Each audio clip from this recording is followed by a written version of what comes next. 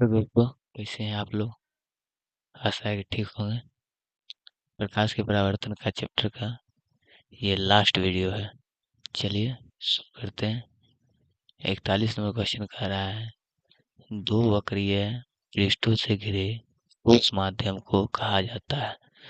दो वक्रीय पृष्ठों से घिरे ठोस माध्यम को कहते हैं। यदि दो पृष्ठ से घिरा हुआ रहेगा तो वो गोलीय लेंस होगा। ठीक है। अगला क्वेश्चन है, कह रहा है वह गोलीय दर्पण जो बाहर की तरफ वक्रित हो कहलाता है कौन सा तरफ?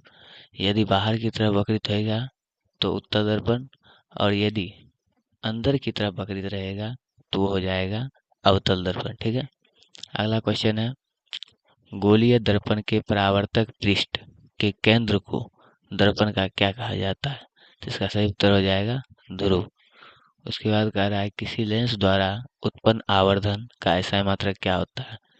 आवर्धन का ऐसा मात्रक नहीं होता है, यह मात्रक विहीन होती है। तो इसका सही उत्तर हो जाएगा डी, मात्रक विहीन। उसके बाद कह रहा है, लेंस के केंद्रीय बिंदु को कहा जाता है। अगला क्वेश्चन है, लेंस के केंद्रीय बिंदु को कहते हैं क्या कहते हैं? लेंस के केंद्रीय बिंदु को बोला जाता है प्रकाशिक केंद्र। ठीक है। अगला क्वेश्चन है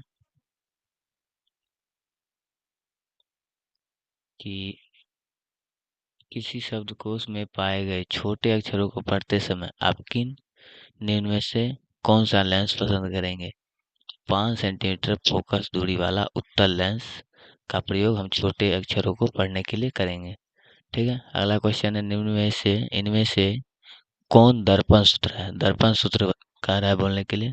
तो दर्पण सूत्र क्या हो जाएगा? 1/v प्लस 1/u बराबर 1/f। ठीक है। अगला क्वेश्चन है, ये यहाँ पर गोलीय होगा। गोलीय दर्पण, गोलीय दर्पण का वक्रता केंद्र को किस अक्ष के द्वारा निरूपित करेंगे? किस अक्ष से निरूपित किया जाता है? तो अक्ष को सी से निरूपित किया जाता है, ध्रुव को पी से, और मुख्य बिंदु को ओ से, और फोकस को एफ से। ठीक है। अगला क्वेश्चन है, निर्वात में प्रकाश की यहाँ पर चाल होगा। निर्वात में प्रकाश की चाल है। निर्वात में कितना चाल होता है प्रकाश की? तो निर्वात में प्रकाश का चाल सबसे ज्यादा होता है, सबसे अधिक, और कांच में सबसे कम होता है। तो निर्वात में प्रकाश की चाल हो जाएगा 3 × 10⁸ मीटर प्रति सेकेंड। ठीक है। अगला क्वेश्चन कह रहा है, दंत विशेषज्ञ मरीजों के दांतों का बड़ा प्रतिबिंब देखने के लिए कौन सा दर्पण का उपयोग करते हैं? तो बड़ा प्रतिबिंब देखने के लिए हर हमेशा अवतल दर्पण का प्रयोग किया जाता है। ठीक है।